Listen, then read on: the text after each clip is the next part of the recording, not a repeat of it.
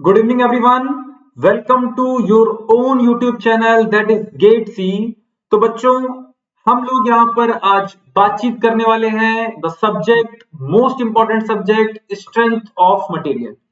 तो जो बच्चे अभी अभी आए हुए हैं फटाफट से वीडियो को लाइक कर देंगे और अपने फ्रेंड्स के साथ में शेयर कर देंगे so that maximum of the students can join. Yes, तो बच्चों फटाफट से आप बताएंगे हाउ आर यू ऑल, आप सभी कैसे हैं। यस, आज हम लोग मचा देंगे बिल्कुल। स्ट्रेंथ ऑफ मटेरियल को हमें इस तरह से पढ़ना है कि questions will be solved with tricks with in fraction of seconds. हमें पढ़ाई को इस तरह से करना होगा कि बड़े बड़े क्वेश्चंस को ट्रिक्स के थ्रू हमें सॉल्व करना होगा। यस, सो बच्चों ये मेरा पहला डिटेल्ड सिलेबस है जो मैं कवर कर रहा हूँ on this channel. So my name is Pranjal Pandey.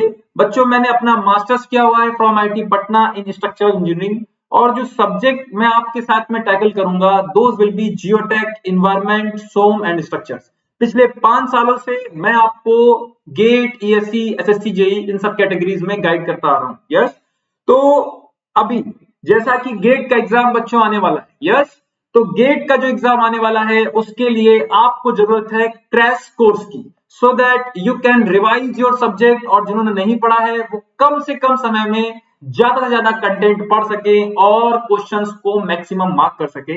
तो अनदर मोस्ट इंपॉर्टेंट सब्जेक्ट जो मैं आपके लिए लेकर के आ रहा हूं that will B geotechnical engineering from 16th of November. तो ये जो सब्जेक्ट मैं आपके लिए लेकर के आ रहा हूं that is from 16th of November 7 AM। तो जिन बच्चों ने अभी तक सब्सक्रिप्शन नहीं लिया है they can go for subscription and they can use my code GOPP, go with the flow of Pranjal Pandey. Yes, अब बात यहाँ पे आती है कि सर इतने सारे कोर्सेज चल रहे हैं, what will be the benefit of taking this subscription. तो देखिए मैं फटाफट से आपको जल्दी से बता देता हूं। प्लस की जब आप क्लास में आते हैं you will get an interactive session और 1-to-1 सेशन। आपका जो प्लेटफॉर्म है that is much better. Yes, हम लोगों का जो इंटरेक्शन होगा that will be similar to those offline classes. आप मुझे डायरेक्ट स्क्रीनशॉट भेज सकते हैं so that I can see what you want to ask. There will not be any lag. Multiple batches are there. आप खतरनाक तरीके से पढ़ाई कर सकते हैं और रैंक ला सकते हैं फॉर दिस फरवरी ओनली। फरवरी में जो एग्जाम होने वाला है within the given time. Yes, various crash courses are there. हर हफ्ते हमारा टेस्ट होता है, हर चौथी क्लास हमारी डाउट क्लियरिंग क्लास होती है। ऑलरेडी मैं रैंक इंप्रूवमेंट बैच में आपका सोम ले चुका हूं और डिटेल्ड क्वेश्चंस मैंने वहां पर जो है आपसे डिस्कस करे हुए। तो आप सभी लोगों के लिए ये बेहतर एक तरीका है। आपका YouTube पे ऑलरेडी मटेरियल अवेलेबल है ऑन दिस चैनल, पर अगर आप एक प्रॉपर वे में स्टडी करना चाहते हैं यस और डिफरेंस समझना चाहते हैं, एक फर्क आएगा, of course there will be a difference. Yes, so for that you can go for plus. और इसी के साथ साथ में अगर आप मेरी पर्सनल गाइडेंस चाहते हैं, आप अपनी स्टडी को अच्छे से प्लान करना चाहते हैं, स्टडी मटेरियल चाहते हैं, then you can go for iconic session. Yes, तो आइकॉनिक का जो सब्सक्रिप्शन होगा उसकी इनकी क्या डिटेल्ड है वी विल डिस्कस हम लोग इसको कर लेंगे बैच के खत्म होने के। जब हमारी क्लास हम लोग ओवर कर रहे होंगे तब इनका और डिटेल में डिस्कशन कर लेंगे, जैसे कि कौन से वाले की क्या कॉस्ट पड़ेगी। यस, अभी हम लोग यहाँ पर और डिस्कशन कर लेते हैं बच्चों। तो जो लोग चैनल में नए जुड़े हुए हैं उनके लिए मैं बता दूं ये आपका एक वन स्टॉप सोल्यूशन है बेटा।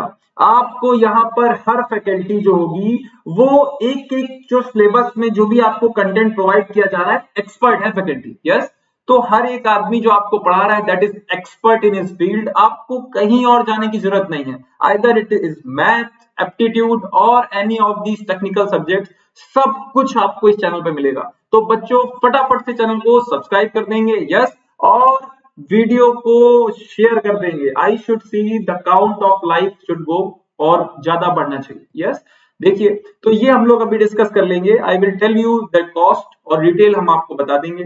बच्चों अनअकैडमी पर ऐप आपको डाउनलोड करना है, वहां पर आप मेरे को सर्च कर सकते हैं विद द नेम पी प्रांजल। आप पी प्रांजल के नाम से सर्च करेंगे। मैं जनरली स्पेशल क्लासेस लेता हूं, संडे को आपकी मैक्सिमम स्पेशल क्लास लेता हूं जहां पर मॉक टेस्ट लेता हूं, आपके क्वेश्चंस को कंबाइन कर देता हूं फ्रॉम डिफरेंट सब्जेक्ट्स, जिससे कि आपको रियल टाइम एक आपको जो है एक्सपीरियंस मिलता है कि एग्जाम में जब अलग अलग क्वेश्चंस आएंगे तब आप क्या करेंगे। यस, तो फटाफट से आप ये भी काम करेंगे कि अनअकैडमी का अगर आपने ऐप डाउनलोड नहीं करा है तो डाउनलोड कर लेंगे, और अगर डाउनलोड कर लिया तो मुझे सर्च कर लेंगे, so that you will get the notification जब भी मेरा लेक्चर स्टार्ट होगा। यस, तो बच्चों ये हमारा एक और इंपॉर्टेंट आइटम है। क्या है ये? गेट सी का चैनल है टेलीग्राम पर। यहाँ पर जितनी भी सिविल इंजीनियरिंग में हमारे ग्रुप में फैकल्टीज हैं वो सारे बताएंगे आपको कब उनका लेक्चर स्टार्ट हो रहा है। यस, आपको पीडीएफ मिल जाएंगे, जो भी रिक्वायर्ड इंफॉर्मेशन होगी वो सारी यहाँ से मिल जाएगी, तो फटाफट से इसको सब्सक्राइब कर लेंगे। यस, चलिए बच्चों एक और इंफॉर्मेशन है अनअकैडमी पर, यूट्यूब पर ये हमारे और भी बहुत सारे चैनल्स हैं। यस, जैसे कि मैं पहले अनअकैडमी एसएससी जेई पे आपकी बहुत सारी क्लासेस ले चुका हूँ। यस, आपका अनअकैडमी गेट सी ये है, आपको अनअकैडमी के क्वेश्चंस गेट में लगाने हैं, these are the GATE questions, आप यहाँ इस चैनल पर जा सकते हैं। Language barrier, there is a channel, तो डिफरेंट चैनल्स आर देयर। आप अपने फ्रेंड्स को सजेस्ट कर सकते हैं for mechanical, for computer science, for electrical, all these branches. आप अगर आरआरबी की तैयारी कर रहे हैं, यस, एसएससी जेई की तैयारी कर रहे हैं, नॉन टेक्निकल के लिए we also have that channel, तो आप ये सारे चैनल्स देख सकते हैं, आप फ्रेंड्स को सजेस्ट कर सकते हैं। चलिए सर, ये तो हो गई कहानी। अब हम लोग बात करते हैं यहाँ पर कि हमें आगे करना क्या है। आप यहाँ पर हमें क्या पढ़ाने आए हैं और आप बाकी लोगों से ऐसा क्या अलग बता देंगे जो हमें मजा आ जाए। यस, तो ध्यान से सुनिएगा बच्चों, ये सारे सब्जेक्ट जो हैं ये सब कंबाइंड होते हैं। जैसे कि मैं आपको बताना चाहूंगा, आपने आपने इंजीनियरिंग मैकेनिक्स पढ़ा होगा, वहां भी शियर फोर्स बेंडिंग मोमेंट का डायग्राम बनाया होगा। यस, आपने शियर फोर्स बेंडिंग मोमेंट का डायग्राम तो यहां पर भी बनाया होगा। क्या होता है ये तो हम डिस्कस कर लेंगे, पर एसएफडी बीएमडी यहां पर भी बनाया है। पर जब भी यहां बात कर रहे थे तो यहां कहीं मटेरियल में इंटरनल डिफॉर्मेशंस की बातचीत हमने नहीं करी, मतलब स्ट्रेन हमने नहीं यहां पर कॉजिंग करे, रिजिड बॉडी के जैसा हमने पूरा पढ़ाई कर लिया। कैसा पढ़ाई कर लिया? As a rigid body. तो देखिए डिफरेंस समझना बहुत जरूरी है, ये सारे सब्जेक्ट घूम फिर के एक ही हो जाते हैं। यस, ये रिजिड बॉडी जो हम लोग पढ़ने वाले हैं उसको ज्यादा डिटेल में अभी तो बोलने की जरूरत है नहीं, पर मैं आपको थोड़ा सा बता दूं, यहाँ जो बॉडी रिजिड हुआ करती थी वही यहाँ पर क्या हो गई है? डिफॉर्मेबल हो गई है। Yes, there will be deformation, तो यहाँ पर डिफॉर्मेबल बॉडी के बारे में हमको पूरी कहानी समझनी होगी। Yes, after that you will go for structural analysis. अब इसकी जरूरत क्या पड़ गई? क्योंकि आपको पता है बच्चों ये सब्जेक्ट जो है ये सिविल और मैकेनिकल में दोनों में कॉमन है। यस, तो क्या ये किसी से भी पढ़ सकते हैं? अरे बेटा पढ़ तो आप किसी से भी सकते हो, पर आपको इसको इस तरह से पढ़ना होगा कि कहीं ना कहीं इसमें हेल्प मिले और इससे रिलेटेड जो क्वेश्चंस हैं वो सारे आसान लगने लगे। यस, तो स्ट्रेंथ ऑफ मटेरियल को इस स्ट्रेटेजी से हमें पढ़ना होता है कि हमें हेल्प मिले। हमें ज्यादा टॉर्क से मतलब नहीं है, हमें ज्यादा बीम की डिजाइनिंग से मतलब है। हम क्वेश्चन तो हमें करने हैं, यस, बट उसका एप्लीकेशन भी साथ में देखना है जिससे कि आगे के सब्जेक्ट हमारे लिए आसान हो जाए। क्लियर है? तो यहाँ पर डिफॉर्मेबल बॉडीज के बारे में हम लोग यहाँ पर डिस्कस करते हैं इन स्ट्रेंथ ऑफ मटेरियल।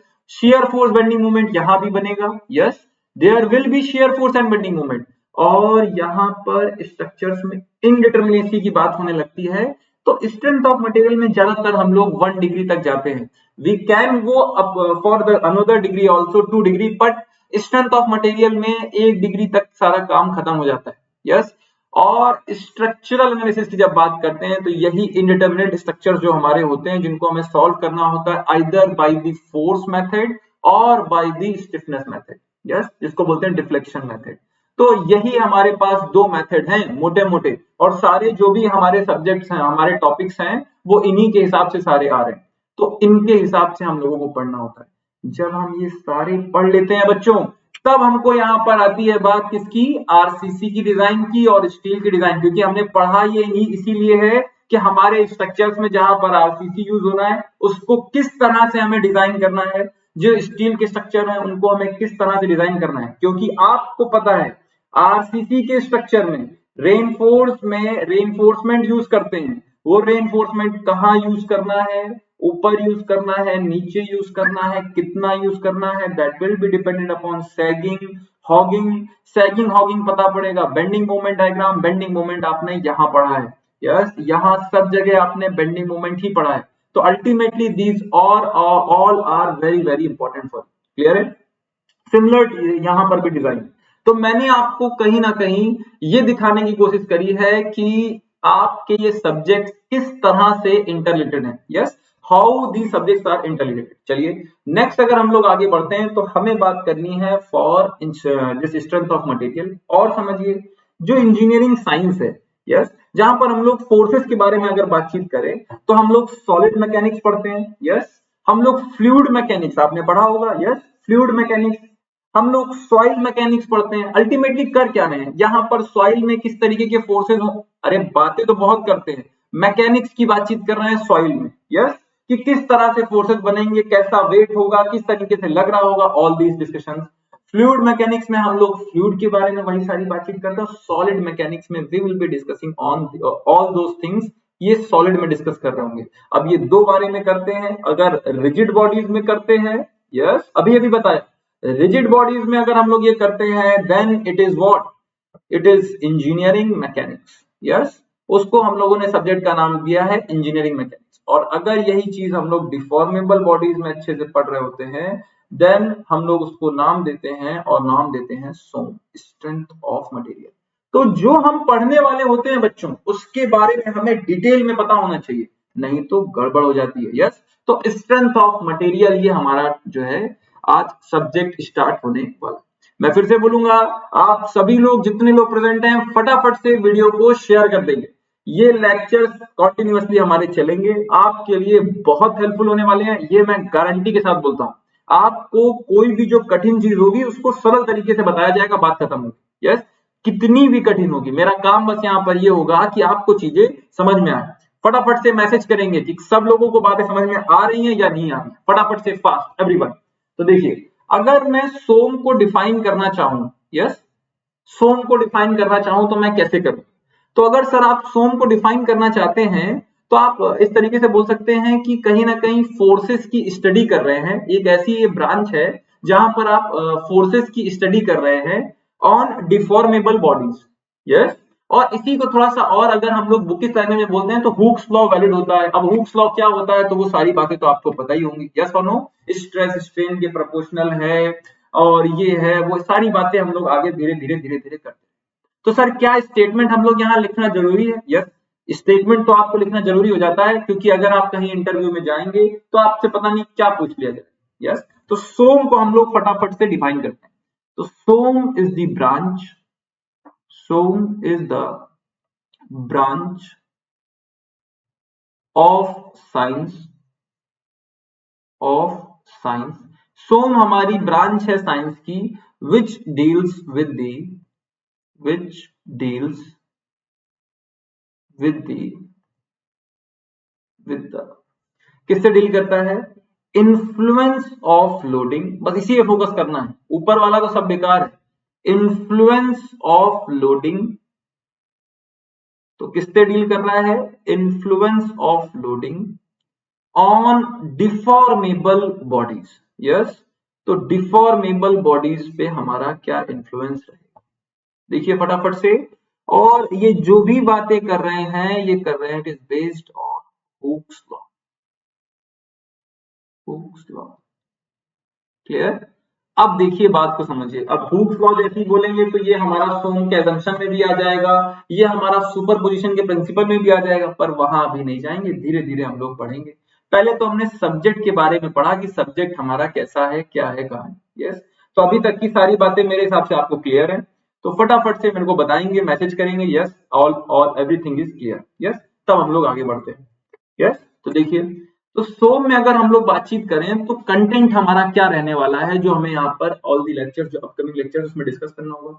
ज्यादा टाइम हम इसको देंगे नहीं, बस एक बार आपको पता होना चाहिए कि क्या पढ़ने वाले हैं। यस, तो देखिए, सबसे पहले हम लोग प्रॉपर्टीज के बारे में पढ़ेंगे, मटेरियल के बारे में, जैसे कि हमारी डक्टिलिटी होती है, ब्रिटलनेस होती है, यस, टफनेस होती है, रेजिलेंस होता है, मॉडुलस ऑफ रेजिलेंस होता है, फटीग होता है, क्रीप होता है, ये सारे टर्म्स को किसी भी सब्जेक्ट को जब समझना होता है, जैसे कि हमारा सॉइल था तो हम लोग वहां पर भी कहीं ना कहीं प्रॉपर्टीज ऑफ सॉइल पढ़ते हैं, जैसे कि जो उनमें नॉमेनक्लेचर यूज होने वाला है वो आपको कम से कम पता तो होना चाहिए, that is there. Yes, next we will be discussing deformation. हमारा बार में अगर लोड लग रहा होगा तो लोड लगने से किस तरह से डिफॉर्मेशन होंगे, इसके क्वेश्चंस को सरल कैसे करा जाएगा। यस, टेम्परेचर स्ट्रेसेस, मतलब अगर आपकी टेम्परेचर में बात करें तो टेम्परेचर अगर आप बढ़ाओगे तो किस तरह से इलोंगेशन होगा, अगर आप उसके इलोंगेशन को रोकोगे तो कितना स्ट्रेस हमारा लगेगा, दैट इज द थिंग।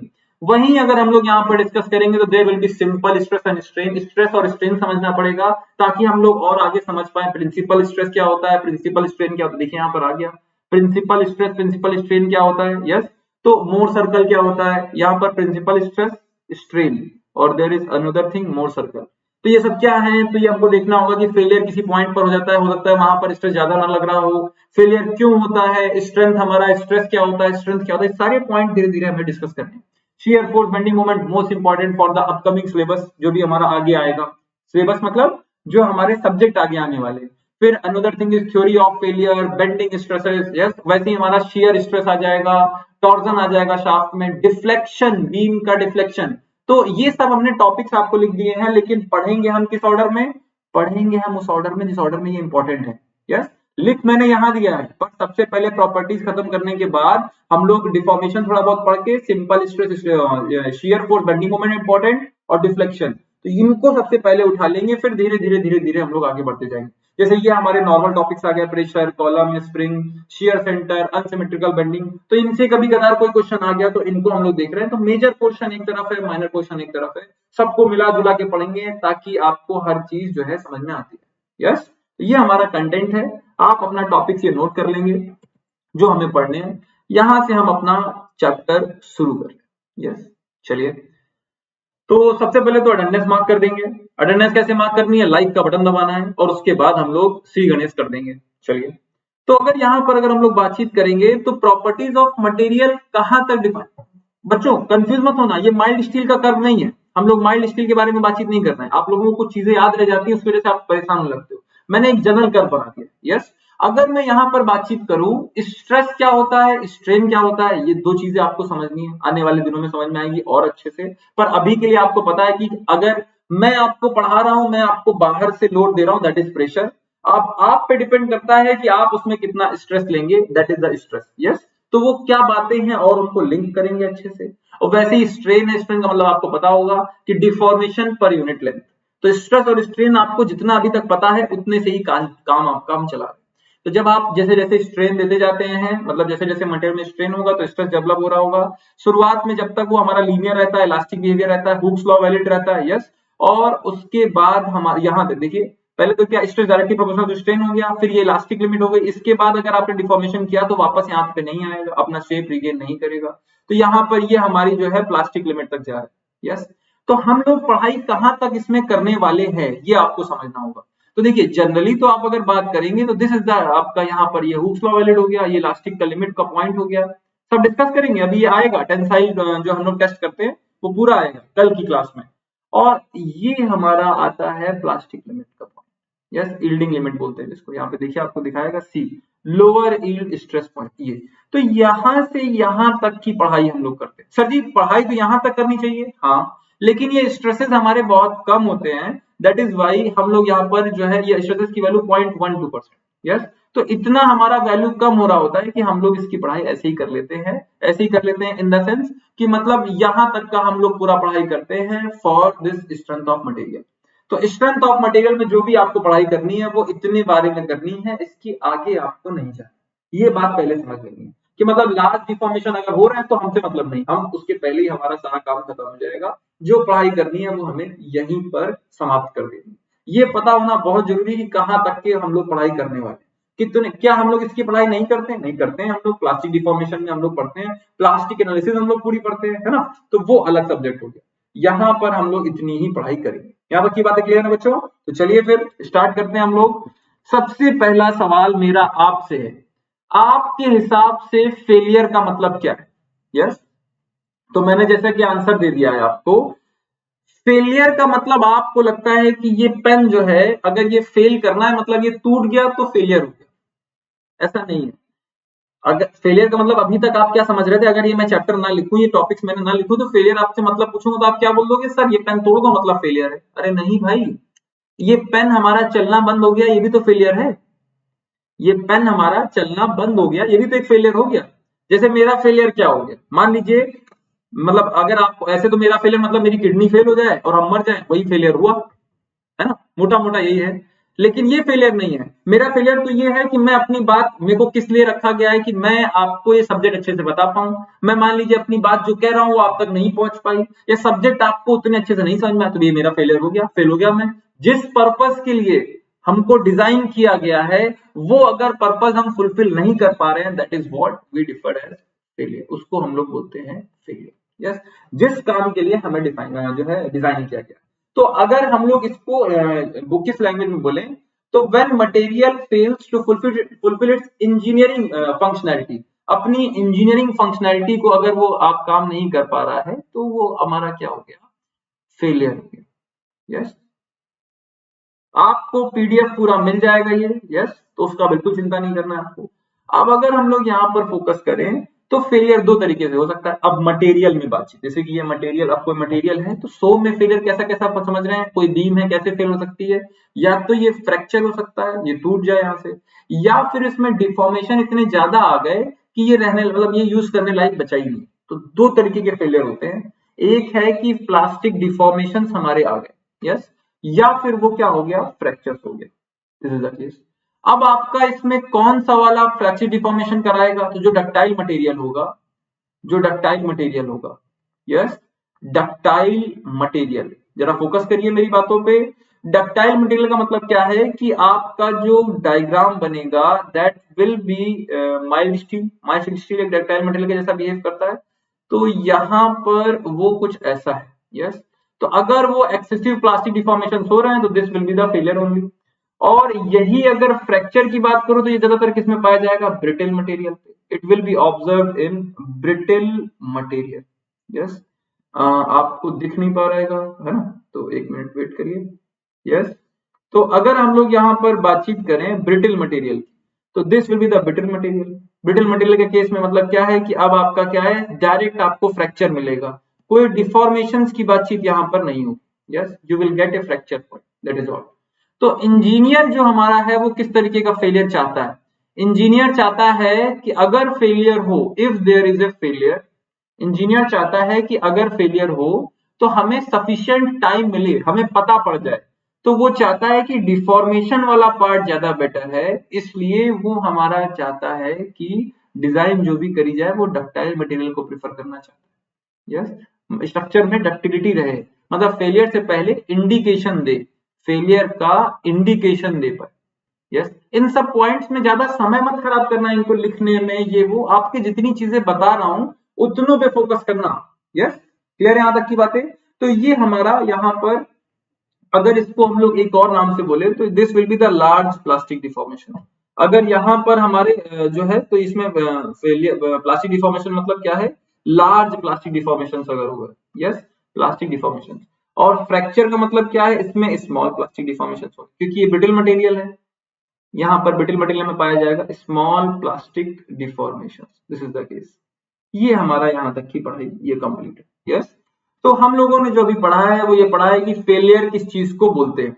तो फेलियर का मतलब सिर्फ ये नहीं है कि फ्रैक्चर ही हो जाए। यस, फेलियर का मतलब है आइदर फ्रैक्चर हो रहा है या फिर आपका यहाँ पर जो है प्लास्टिक डिफॉर्मेशन की वैल्यू हमारी ज्यादा हो जाती है। चलिए, यस, तो बच्चों अब हम लोग नई प्रॉपर्टी की तरफ बढ़ेंगे and that will be what, ductility. हमारा डक्टिलिटी के बारे में हम लोग यहाँ पर फोकस करेंगे। यस, चलिए आइए देखते हैं। तो आप सर जी ये सब बताने की कोई जरूरत नहीं है, हम लोगों को पहले से पता है क्या कि डक्टिलिटी का मतलब है ये मीजर करती है कि मटेरियल कितना डिफॉर्म करेगा बिफोर फ्रैक्चर। समझना बात को, फ्रैक्चर तो हमारा होगा ही होगा, वो तो अलग केस है ही है, फ्रैक्चर की तो बातचीत ज्यादा नहीं है। लेकिन मटेरियल जो ज्यादा डिफॉर्म कर रहा है बिफोर फ्रैक्चर वो ज्यादा डक्टाइल हो गया, जो कम डिफॉर्म करेगा वो कम डक्टाइल हो गया। कुल मिला के ये हमें बता रहा है, अब इसमें से कौन सा ज्यादा डक्टाइल हो गया, बोले फ्रैक्चर के पहले इसमें ज्यादा डिफॉर्मेशन आ रहे हैं, फ्रैक्चर के पहले इसमें कम डिफॉर्मेशन आ रहे हैं। यस, स्केल मत समझना, छोटा ही बना दिया, सेम ही चीज, तो बोले यहाँ पर कम डिफॉर्मेशन आ रहे हैं। कुल मिला के measure of extent to which material will deform, ये मेन पॉइंट हो गया बिफोर फ्रैक्चर। तो फ्रैक्चर के पहले वो हमारा जितना कितना ज्यादा हमारा डिफॉर्म हो रहा है। यस, इसको हम लोग अलग अलग फॉर्म में डिफिनीशन बोल सकते हैं, जैसे कि मटेरियल की एबिलिटी थिन वायर्स में कन्वर्ट होने की जब उसमें टेंसाइल लोड लगाया जाए। तीन बातें इंपॉर्टेंट हो गई। कैसे? एक तो ये हो गया कि बिफोर फ्रैक्चर कितना जो है एक्सटेंड हो रहा है, बोले ठीक है। नेक्स्ट जो हमारा है that is the ability of material, yes, किस लिए?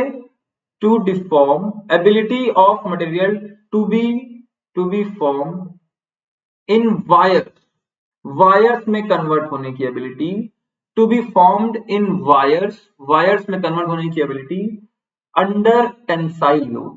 तो जो मेन है इसमें वो क्या है? Under tensile load. ये हमारी कहानी है।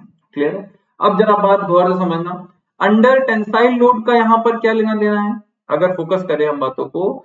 तो अब आप ये समझिए कि ये जो डक्टाइल मटेरियल होंगे उसमें कौन कौन सी और सी बातें हैं जो हमारी इंपॉर्टेंट है। जैसे कि डक्टाइल मटेरियल जो होता है वो शियर में वीकेस्ट होता है, it is weakest in shear, yes, और कंप्रेशन में हमारा सबसे ज्यादा होता है। इसके बाद होती है इसकी tensile strength and after that it's compressive strength. तो डक्टाइल मटेरियल हमारा वीकेस्ट होता है शियर में। अगर हम लोग यहाँ पर पॉइंट करेंगे तो वो क्या है? वीकेस्ट इन शियर, वीकेस्ट इन शियर। इसीलिए जो इंजीनियर होता है, इंजीनियर का ये मकसद है यहाँ पर कि अगर वो मटेरियल डक्टाइल है तो सबसे पहले उसका शियर में क्या हाल होने वाला है वो डिजाइन कर लो। अगर शियर में बच गया तो बाकी तो वो झेल लेगा। तो शियर के लिए इसलिए इंजीनियर को जो मेन कंसर्न रहता है डक्टाइल मटेरियल में, that is the case for shear. यहाँ पर शियर का हमारा सबसे ज्यादा मकसद रहता है। Clear to all? तो बच्चों बताएंगे, बातें समझ में आ रही है? यस, क्योंकि ये बातें बहुत आसान है आपके लिए, आपको सब समझ में आएगा। आज की हमारी इंट्रोडक्टरी क्लास है, कल से हम लोग बिल्कुल बेसिक्स में जाकर के और पढ़ेंगे। तो इसको जरा सा देख लेंगे, सारे टर्म्स आपके लिए इंपॉर्टेंट हो जाते हैं। छोटे छोटे एग्जाम से लेकर के बड़े बड़े एग्जाम में, इवन ईएससी में भी इसके क्वेश्चन हमारे कहीं ना कहीं पूछ लिए जाते हैं। तो इसको जरा ध्यान से हम लोग पढ़ लें। यस, तो वीकेस्ट इन शियर होता है, this is weakest in shear. Okay, अब अगर हम लोग नेक्स्ट पॉइंट समझे इसमें डक्टिलिटी में, तो समझिएगा डक्टिलिटी की अगर हम लोग यहाँ पर बातचीत करेंगे। यस, तो अगर हम लोग यहाँ पर देखें तो एक टर्म आता है and that term is what? Post elastic strain. The term is what? Post elastic strain. देखिए क्या होता है ये टर्म। तो अगर हम लोग यहाँ पर बातचीत करेंगे for the term post elastic strain, मतलब इलास्टिक के बाद कितना स्ट्रेन आ रहा है, तो डक्टाइल के लिए this post elastic strain value is greater than 5%। ये कितना वैल्यू होना चाहिए बच्चों? That value should be greater than 5% for this ductile material. Next इसमें इंपॉर्टेंट पॉइंट आता है कंपैरिजन का। How you will compare, yes, कि कौन सा वाला ज्यादा डक्टाइल है। तो बोले जिसमें प्लास्टिक डिफॉर्मेशन ज्यादा होंगे that will be more ductile. मतलब मोर प्लास्टिक डिफॉर्मेशन, मैंने आपको पॉइंट ऊपर समझा दिया है, बस यहाँ पे लिख दे रहा हूं। मोर plastic deformation means more ductile, that is the case. Yes, अगर यहां पर हम लोग कुछ एग्जांपल्स लिखना चाहें तो what will be those examples? तो अगर हम लोग एग्जांपल लिखना चाहेंगे तो mild steel, yes, aluminium, yes, copper, yes, silver, yes, और बताइए गोल्ड, यस, और बताइए प्लैटिनम, यस, और platinum will come under most ductile. Yes, ये हमारा मोस्ट डक्टाइल होता है बच्चों। अगर यहां पर हम लोग एक बात पे फोकस करें तो एक होता है लेड के बारे में। तो लेड डक्टाइल में आता तो है, बट लेड जो है, लेड आता है जो, तो बोले डक्टाइल मैलिएबिलिटी इसकी ज्यादा होती है, यस, बट डक्टिलिटी इसकी उतनी ज्यादा नहीं होती जितनी हमारी मैलिएबिलिटी ज्यादा होती है। तो हम लोग इसके बोलते हैं it is the lead is having more malleable, but उतनी ज्यादा इसकी डक्टिलिटी की बातचीत यहाँ पर नहीं। तो ये सारे पॉइंट्स हमने यहाँ पर कहीं ना कहीं डिस्कस कर लिए हैं that are required for ductility. Yes, चलिए नेक्स्ट पॉइंट की तरफ बढ़ते हैं बच्चों, फटाफट से देखेंगे। Next is the what? Brittleness. तो ब्रिटलनेस के बारे में समझते हैं। ब्रिटलनेस सब एक ऐसी प्रॉपर्टी है, आपको पता है, कि हमारा मटेरियल फेल कर जाएगा सडनली। यस, पॉइंट क्या है? Suddenly, without any indication. Yielding yielding की कोई बात नहीं करोगे यहाँ पर। अगर मटेरियल ब्रिटिल है तो दैट विल सीधे हमारा उसमें क्या हो जाएगा, फ्रैक्चर हो जाएगा। पीछे हमने दिखा रखा है, यस। और ब्रिटलनेस किसमें ज्यादा होगी, तो जिसमें x कम होगा, y ज्यादा होगा। जिसका y ज्यादा होगा, y axis stress strain curve में, उसमें कहीं ना कहीं आपका ब्रिटलनेस भी ज्यादा होगा, यस। तो ब्रिटलनेस हमारा ये कहीं ना कहीं डिफाइन करता है। अच्छा, दूसरा पॉइंट मैंने पीछे बताया था, क्या, जो हमारे लिए ज्यादा इंपॉर्टेंट हो जाता है टेक्निकल पॉइंट ऑफ व्यू से, पोस्ट इलास्टिक स्ट्रेन की जो वैल्यू होगी, पोस्ट इलास्टिक स्ट्रेन की value will be less than, अगर जिसमें पोस्ट इलास्टिक स्ट्रेन की वैल्यू हमारी लेस देन 5% रहेगी, then that material will be what, brittle material, yes. वो मटेरियल हमारा कैसा हो जाएगा, ब्रिटल मटेरियल हो जाएगा। अच्छा, अब हम लोग बातचीत करें ब्रिटल मटेरियल में सबसे वीकेस्ट क्या होता है। तो ब्रिटल मटेरियल में सबसे जो कम होता है that is tension, tensile stresses जो इसमें स्ट्रेंथ होती है वो सबसे कम होती है, यस। और कंप्रेसिव इज मैक्सिमम, उसके बाद हमारा शेयर आता है। तो मोस्ट जो है द वीकेस्ट इन टेंशन, ये पॉइंट याद रखेंगे, brittle material is weakest in tension, tension में ये हमारा वीक रहता है, यस। और उस तरीके से देखें तो कंक्रीट आपने पढ़ रखा है, कंक्रीट, यस। कंक्रीट की जो टेंसाइल स्ट्रेंथ होती है ना बच्चों, कंक्रीट की टेंसाइल स्ट्रेंथ, यस, वो लगभग 8 से 14%, 8 to 14% that of its tensile strength. अपनी टेंसाइल स्ट्रेंथ का, अपनी टेंसाइल स्ट्रेंथ का आपका ये हमारा कंक्रीट में 8 to 14% हमारा ये होता है, yes, this is the case. ये हमारी एक प्रॉपर्टी हो गई and that is what brittle की प्रॉपर्टी हो गई, ब्रिटल मटेरियल की यहाँ पर प्रॉपर्टी हो गई।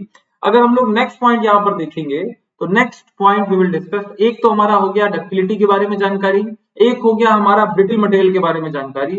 अब अगर हम लोग एक नया पॉइंट डिस्कस करें तो हम लोगों को ये समझना है कि क्या ये जो डक्टिलिटी और ब्रिटलनेस है ये मटेरियल की एब्सोल्यूट प्रॉपर्टी है, यस और नो। तो हम लोगों को थोड़ा सा इसमें देखना पड़ेगा कि ये जो प्रॉपर्टीज हैं मटेरियल्स की, ये क्या एब्सोल्यूट हैं, कि या हमारे एटमॉस्फेरिक चेंजेस के हिसाब से, आसपास सराउंडिंग में चेंजेस से, टेम्परेचर बढ़ाने से, प्रेशर की वैल्यू चेंज करने से, क्या इनकी वैल्यूज में चेंज हो सकता है, ठीक है।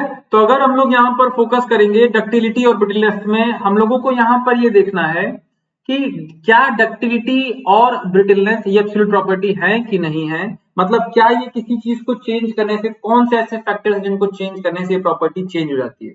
तो अगर हम लोग पहला देखेंगे तो दैट इज द, अगर कोई ब्रिटलनेस है, ब्रिटलनेस की बात करें मतलब ब्रिटल अगर मटेरियल है, उसमें आप टेम्परेचर बढ़ा देते हैं, यस, तो होगा क्या, कहीं ना कहीं वो ट्रांजिशन में चला जाता है टू दी डक्टाइल मटेरियल। तो ये ब्रिटल मटेरियल कहीं ना कहीं डक्टाइल की तरफ ट्रांजिशन में चला जाता है। वैसे ही अगर आप इसमें हाइड्रोस्टैटिक प्रेशर दे दें, पॉइंट्स पे फोकस करेंगे, हाइड्रोस्टैटिक प्रेशर दे दें, तो हाइड्रोस्टैटिक प्रेशर के केस में भी कहीं ना कहीं ब्रिटल मटेरियल डक्टाइल की तरफ हमारा निकल जाता है, ट्रांजिशन हो जाता है, यस। वैसे ही अगर मटेरियल हमारा डक्टाइल है, अगर डक्टाइल मटेरियल है और आप टेम्परेचर रिड्यूस कर देते हैं, if you will reduce this temperature, तो होगा क्या, ये डक्टाइल मटेरियल हमारा ब्रिटल में कन्वर्ट हो जाएगा, यस। कहीं ना कहीं कन्वर्ट मतलब ट्रांजिशन हो जाएगा। अगर आप रेट ऑफ लोडिंग इंक्रीज कर देते हैं, if you will increase the rate of loading, तो ब्रिटलनेस हमारी पहले ऑकर कर जाएगी, इस तरीके से बोल सकते हैं। तो brittleness will occur earlier, yes, can we say that brittleness will occur early, this is the case. तो इस तरह से हम लोग समझ सकते हैं। सर कोई एग्जांपल भी बताइए, पूछ सकता है, ऑफ कोर्स टंगस्टन, यस। तो टंगस्टन का जो खेल है वो क्या है, एट टंगस्टन, यस। तो एट रिड्यूस टेम्परेचर, आप अगर हम लोग बातचीत करो तो एट रिड्यूस टेम्परेचर, तो वो ब्रिटल, नॉर्मल टेम्परेचर पे ब्रिटल मटेरियल है, यस। नॉर्मल टेम्परेचर पे it will behave like a brittle material, but at elevated temperature, अगर हम लोग एलिवेटेड टेम्परेचर की बात करें तो एलिवेटेड टेम्परेचर पे वो कैसा बिहेव कर जाएगा, at elevated temperature it will behave like a ductile material, yes. तो it will behave like a ductile. तो नॉर्मल मतलब रूम टेम्परेचर, नॉर्मल टेम्परेचर मतलब रूम टेम्परेचर पर वो हमारा ब्रिटल के जैसा बिहेव करता है। तो ये डक्टिलिटी और ब्रिटलनेस में ये प्रॉपर्टीज है, ये एब्सोल्यूट प्रॉपर्टी नहीं होती है, ये टेम्परेचर पर, रेट ऑफ लोडिंग पर, टाइप ऑफ लोडिंग, हाइड्रोस्टैटिक पर कहीं ना कहीं ये चेंज हो जाती है। अगर यहाँ पर हम लोग एक बात और देखें तो मैलिएबिलिटी क्या होती है, तो मैलिएबिलिटी को अगर हम लोग ध्यान से समझें तो प्रॉपर्टी बाय विच, वो छोड़ो, डेफिनेशन तो आपको पता ही है, आपको पता है शीट्स में कन्वर्ट होने की प्रॉपर्टी, यस। और लोड कौन सा लगेगा, convert in by pressing it, मतलब it is the compressive load, yes. यहां पर जो लोड लग रहा है that is what, compressive load. अच्छा, हम लोगों ने अभी पढ़ा था, क्या पढ़ा था, ductile material, most ductile material पढ़ा था। मोस्ट डक्टाइल मटेरियल के बारे में हम लोगों ने कहीं ना कहीं जानकारी इकट्ठा करी थी कि which material is most ductile, बोले पीटी, यस, प्लेटिनम। यहां पर अगर बातचीत करोगे तो मैलिएबल, मोस्ट मैलिएबल का क्वेश्चन अगर आपसे कोई पूछता है तो most malleable will be what, gold, yes, that is most malleable material, yes. और मैंने पीछे आपको एग्जांपल समझा दिया है, लेड क्या है, lead is highly malleable but not highly ductile, ये भी आप नोट में रखेंगे अपने, है ना। जो लेड है, lead is highly malleable, highly malleable, yes, but not ductile. क्या इस तरीके के क्वेश्चन पूछे जा सकते हैं बेटा, तो देखिए गेट में कम चांसेस है, बस गेट में चांसेस हमारे कम होते हैं, but in case of this UPPSC examination और जो अदर एग्जामिनेशन है वहां पर ये छोटे छोटे क्वेश्चन के फॉर्म में पूछे जा सकते हैं, यस। अगर अगला हम लोग बातचीत करें हार्डनेस, हार्डनेस हमारा क्या होता है, तो जो स्क्रैचेस है, एब्रेशन है, उनके अगेंस्ट जो हमारा रेजिस्टेंस है, पॉइंट्स याद रखेंगे। अनदर प्रॉपर्टी हार्डनेस, हार्डनेस हमारा क्या है, रेजिस्टेंस टू स्क्रैच और एब्रेशन, और इसके टेस्ट भी हैं हमारे। तो दो तरीके से करे जाते हैं, स्क्रैच का रेजिस्टेंस हमारा मोर्स टेस्ट से किया जाता है, यस। नाम आपको याद रखना है, and these names you should learn for not for GATE examination but for other state services examination में आपको कहीं ना कहीं ये काम आते हैं। जैसे कि एब्रेशन के जो हमारे एब्रेशन रेजिस्टेंस टेस्ट होते हैं, दैट विल बी आपका रॉकवेल होता है, एक तो Rockwell test, yes, Rockwell, Rockwell test. और आपका जो होता है there will be Brinell test, yes, these are the test जो हमारे कई सारे होते हैं। नूब टेस्ट होता है, नूब टेस्ट आर देयर। तो ये कुछ टेस्ट के नाम हैं जो आपको छोटे मोटे एग्जाम में मिल सकते हैं, दैट इज द केस। अगर हम लोग यहाँ पर नेक्स्ट समझे, what is that, another term जो हमें समझना होता है वो होता है क्रीप, क्रीप के बारे में हमें समझना है। तो आपको पता है कि स्ट्रक्चर में लाइव लोड, डेड लोड, जो भी आपने लोड लगा दिया, जैसे जैसे समय पासेज हो जाएगा तो after some time you will see some deformations, permanent deformation जो आए हैं with the passage of time, जो आपने लोड लगा रखा है, yes, that is referred as creep. और ये क्रीप किन किन फैक्टर्स पे अफेक्ट करता है, उन पे थोड़ा सा ध्यान देना होता है, yes, factors affecting creep, okay. किस किस बात पे डिपेंड करेगा, तो पहला देखते हैं। पहला फैक्टर तो होगा type of loading. Sir ji type of loading किस तरह से, अब ये लोड स्टैटिक है, डायनामिक है, अरे बात समझ में आ रही है नहीं आ रही है, लोड जो हमारा है वो कैसा है, स्टैटिक है load, either it is dynamic load, इस बात पे डिपेंड करेगी, यस। आपका एज क्या है, एज, एज मतलब कितना टाइम हो गया है, what is that time, yes. और अगर हम लोग बातचीत करें मैग्नीट टाइप के साथ में, हमारा जो दूसरा पॉइंट इंपॉर्टेंट हो जाएगा that will be what, magnitude of load. Magnitude हमारा लोड का कितना है, इस पे भी डिपेंड करेगा कि कितना ज्यादा क्रीप होगा, और कहीं ना कहीं टेम्परेचर पे भी करेगा। Sir how come it is possible on temperature, आप टेम्परेचर बढ़ाएंगे तो मटेरियल में जो अंदर एटम्स है, मॉलिक्यूल्स है, उनकी मोबिलिटी बढ़ेगी, यस।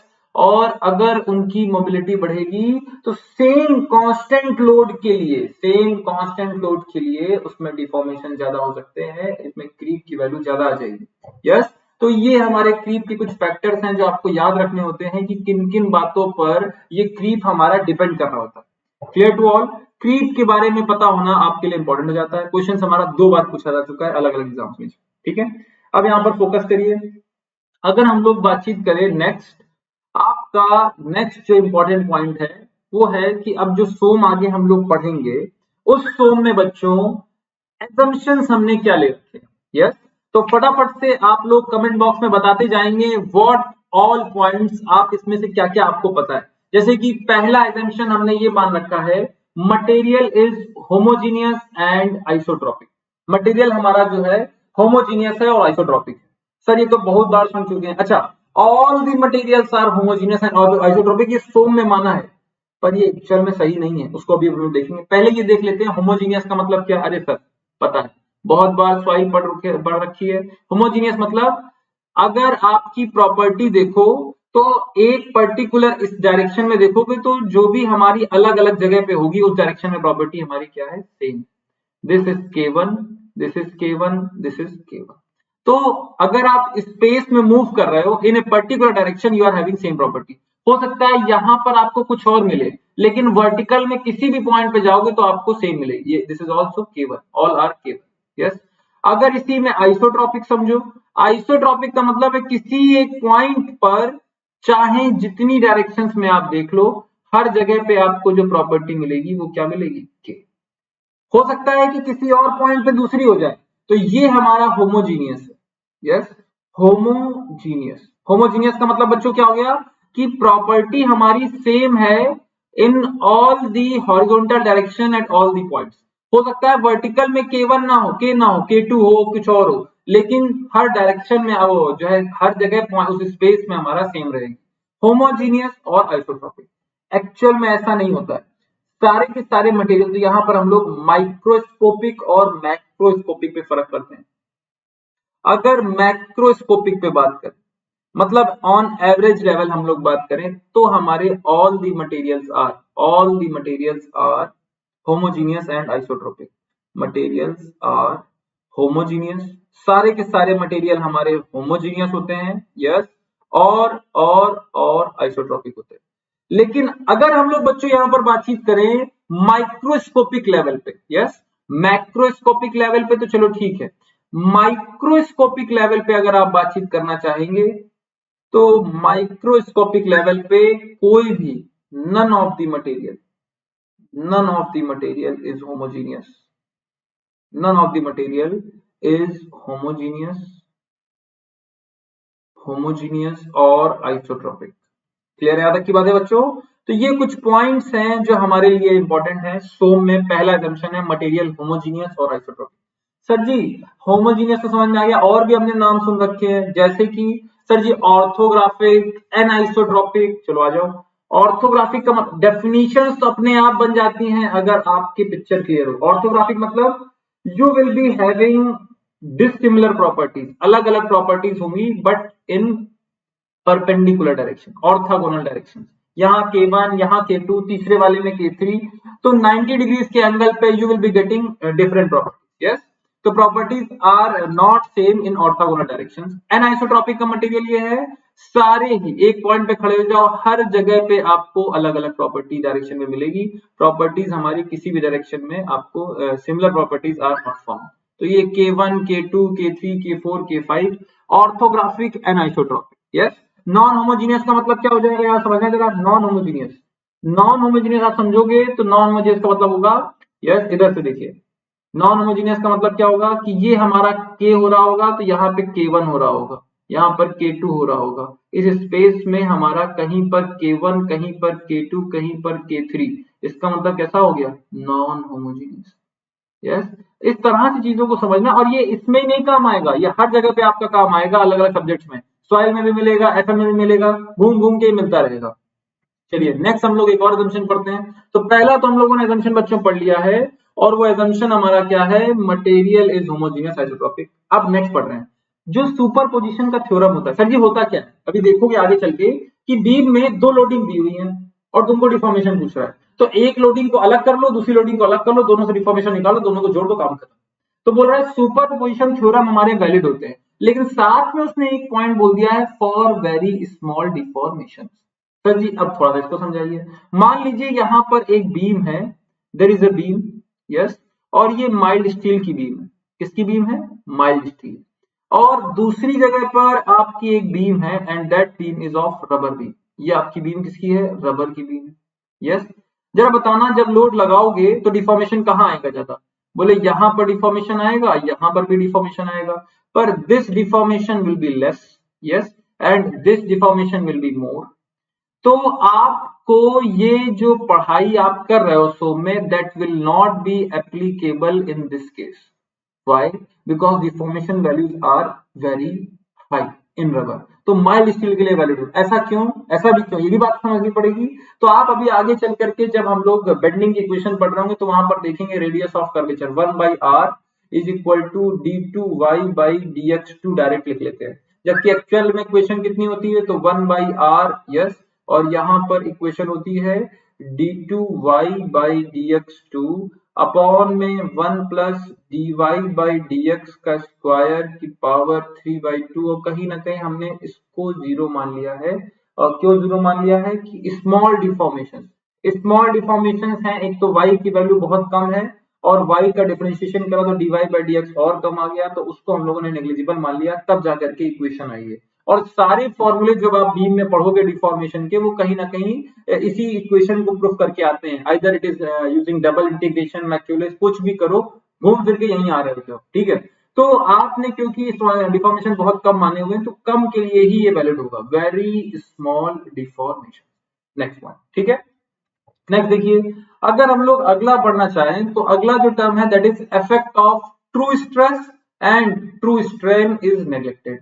तो यहाँ पर अगला एजम्पशन जो सौम्य है वो हमारा बोल रहा है, ये समझना पड़ेगा, ट्रू स्ट्रेस ट्रू स्ट्रेन, और दूसरा फिर क्या है, तो हम लोग जो पढ़ते हैं वो पढ़ते हैं इंजीनियरिंग स्ट्रेस, यस, और ट्रू स्ट्रेस फिर क्या फर्क है। एक्चुअल में जब आप क्या करेंगे, कोई बार है आपका, इफ देयर इज ए बार, और आप इसको खींचेंगे तो इसका डायमीटर कम होगा, इसका डायमीटर कम होगा तो एक देखिए स्ट्रेस बराबर क्या होगा, फोर्स अपॉन में एरिया। अगर एरिया कम होगा तो स्ट्रेस हमारा कहीं ना कहीं बढ़ रहा होगा, यस।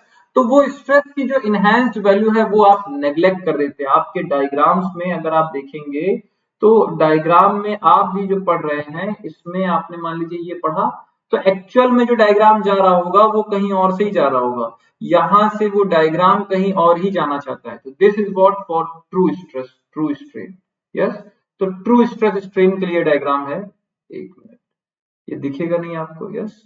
तो अगर हम लोग बातचीत करें तो for true stress strain, yes, true stress strain के लिए ये वाला कर्व है, और जो दूसरा वाला आपका कर्व बन रहा है that is for engineering stress strain, that is the case, yes बच्चों। तो ये हमारी कहानी है अप टू दिस पॉइंट। आपका इफेक्ट ऑफ ट्रू स्ट्रेन और ट्रू स्ट्रेस को हम लोग यहाँ पर नेगलेक्ट कर देते हैं, क्योंकि जब हम लोग कहीं ना कहीं यहाँ बढ़ा रहे होंगे एरिया, तो एरिया हमारा कम हो रहा होता है, कई सारी बातें हैं जो यहाँ पर इन्वॉल्व रहती है। ये सारे बहुत ही ज्यादा बेसिक पॉइंट्स हैं जो हमारे लिए इंपॉर्टेंट हो जाते हैं, हमारे लिए बहुत इंपॉर्टेंट हो जाते हैं, यस। तो इन पे हमें अपना फोकस पूरा रखना होता है। चलिए नेक्स्ट हम लोग यहाँ पर बातचीत करते हैं। Next will be the discussion of toughness. आ गया टफनेस, और यहां से कहीं ना कहीं न्यूमेरिकल्स की तरफ हम बढ़ सकते हैं। हम लोग कल कहीं ना कहीं इसके कुछ सवाल करेंगे, आपको आज बेसिक इंफॉर्मेशन मैं दिए दे रहा हूं, यस। तो फोकस करिए, हम लोग बातचीत कर रहे हैं टफनेस की। अगर हम लोग टफनेस में फोकस करें तो देखिए क्या है, टफनेस का मतलब है कितना एनर्जी चाहिए, the amount of energy required to for fracture of the material, material में फ्रैक्चर कराने के लिए कितना एनर्जी चाहिए। सर जी डायग्राम के थ्रू, आइए डायग्राम के थ्रू देखिए। अगर डायग्राम के थ्रू आप देखेंगे तो यहां पर मान लीजिए ये आपका मटेरियल है, ये फ्रैक्चर पॉइंट है, ये लोड है, and this one is what, deflection. तो लोड डिफ्लेक्शन कर्व में ये जो एरिया होगा, this area, what is this area, इसी एरिया को आप बोलोगे क्या, टफनेस। टफनेस, क्योंकि जब होता टफनेस मतलब है क्या, एनर्जी। अगर यहाँ पे बातचीत एनर्जी कैसे मिलती है, लोड इनटू डिफ्लेक्शन, तो वो कर्व एरिया ही तो दे देगा, यस और नो। अब वो यील्ड का और कंप्रेसिव का एवरेज लेकर के निकाला जाएगा, वो सब बात की बातें। अभी मोटा मोटा हमें समझना है कि टफनेस क्या होता है। तो बोले it is the energy, it is the energy stored up to the fracture। अगर इसको दूसरी भाषा में पढ़ें, देखिए ये तो एक समझ में आ गया डेफिनेशन, मतलब कुल मिला के हम लोग बोल सकते हैं resistance to fracture, of course we can say resistance to fracture. Fracture होने ना होने देना, जितना ज्यादा टफनेस लग रहा है मतलब उतना ज्यादा वो रेजिस्टेंस था फ्रैक्चर होने के लिए, उतनी ज्यादा एनर्जी आपको लगानी पड़ेगी, यस। तो रेजिस्टेंस टू फ्रैक्चर, इसी को हम लोग क्या बोलते हैं, टफनेस। सर जी तो फिर स्ट्रेंथ किसको बोलते हैं, स्ट्रेंथ। देखो स्ट्रेंथ मतलब क्या हो गया कि मटेरियल, वही फिर से बात आ गई जो अभी पहले डिस्कस करी थी, फेलियर। और फेलियर का मतलब फ्रैक्चर नहीं होता है बालकों, फोकस करना। फेलियर का मतलब क्या फ्रैक्चर होता है, तो ध्यान से सुनना, फेलियर का मतलब फ्रैक्चर नहीं होता है, resistance to failure, resistance to failure. Yes, यहां मिसप्रिंट हो गया है, इसको ठीक कर देता हूं मैं।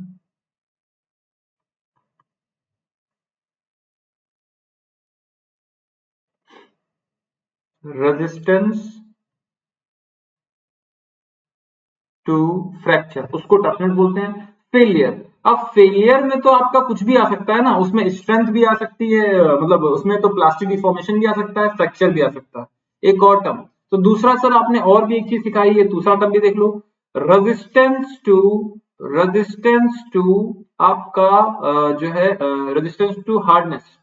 हार्डनेस का रेजिस्टेंस का मतलब क्या हो गया, वो हो गया हमारा क्या बोले, उसमें स्क्रैचेस, सॉरी मैंने यहाँ पर क्या करा है आपके लिए, सवाल का जवाब पहले ही दे दिया। तो रेजिस्टेंस टू स्क्रैचेस बच्चों जो होता है हमारा, वो क्या होता है, scratches, that is what, hardness. Yes और no, this is the case. तो मोस्ट इंपॉर्टेंट जो फैक्टर यहाँ पर आया, दैट इज व्हाट, टफनेस। ये हमारा कहीं ना कहीं टफनेस का रोल प्ले कर रहा है। ठीक है, ओके सर, डन। ये जो इंपॉर्टेंट प्रॉपर्टी निकल करके आती है, तो कहीं ना कहीं इम्पैक्ट लोडिंग में इसका ज्यादा खासकर ध्यान दिया जाता है।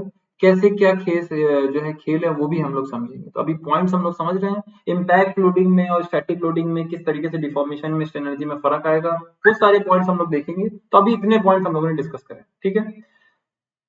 कौन कंपैरिजन कैसे करोगे, समझना, कंपैरिजन कैसे करोगे, कौन सा वाला ज्यादा हमारा टफ है मटेरियल। यस, तो समझना, एक्स एक्सेस हमारी कहीं ना कहीं डक्टिलिटी को शो कर रही थी,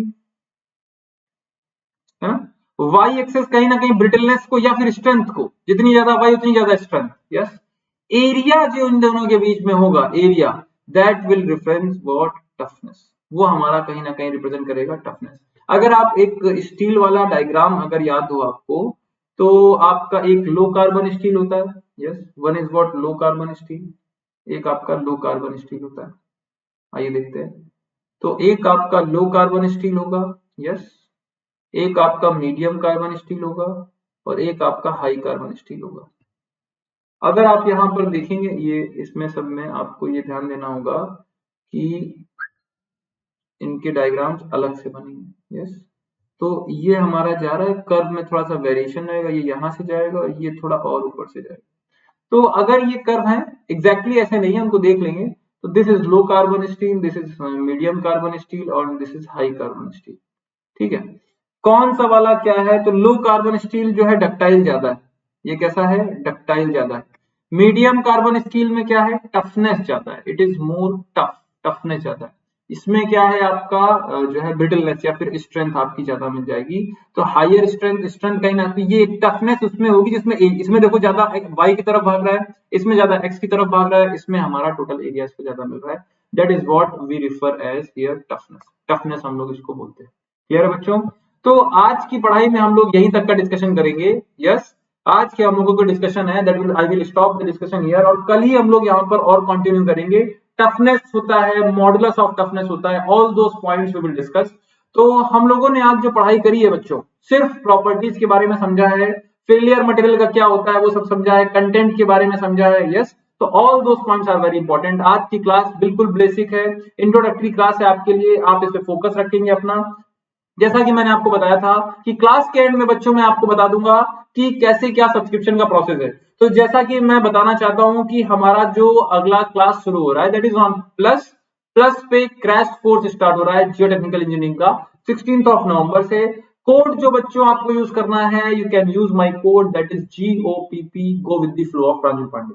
अगर आप प्लस का सब्सक्रिप्शन लेते हैं for 12 months, for 12 months the cost will be of around like 27,225 when you will apply my code GOPP, go with the flow of Pranjal Pandey। Code को एग्जैक्टली याद रखेंगे, GOPP। यस, उसी में 18 months का आपका नया सब्सक्रिप्शन आया। Yes, it will be very useful for you. अभी आपका गेट का एग्जाम आएगा, उसके बाद ESE आएगा, तो वहां पर आपके लिए ज्यादा हेल्पफुल हो जाता है। तो दैट विल बी 34,650। ये कॉस्ट जो लिखी हुई है कोड अप्लाई करने के बाद की लिखी हुई है, तो you can use this code. GOPP use करने के बाद 2 साल के लिए आपको पड़ेगा 39,600। You can use my code. Yes, so this will be the case. आपको आइकोनिक के लिए अगर लेना है तो for 1 year this cost will be 45,225 using my code, और 2 साल के लिए 66,600. तो आप लोग प्लान कर सकते हैं अपनी रिक्वायरमेंट के हिसाब से, जैसा भी आपको लगेगा. यस, अनअकैडमी पर ऐप पर आप मेरे से बातचीत कर सकते हैं. आपको वीडियो का लेक्चर जो है वो मिल जाएगा अनअकैडमी गेट सी के चैनल पर. यस, टेलीग्राम चैनल है, तो ये आप लोग कहीं ना कहीं यूज कर सकते हैं. Clear to all?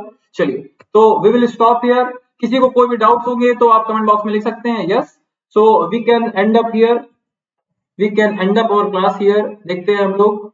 Yes, yes, so thank you all, thank you everyone, all the best, be safe. Thank you everyone, thank you.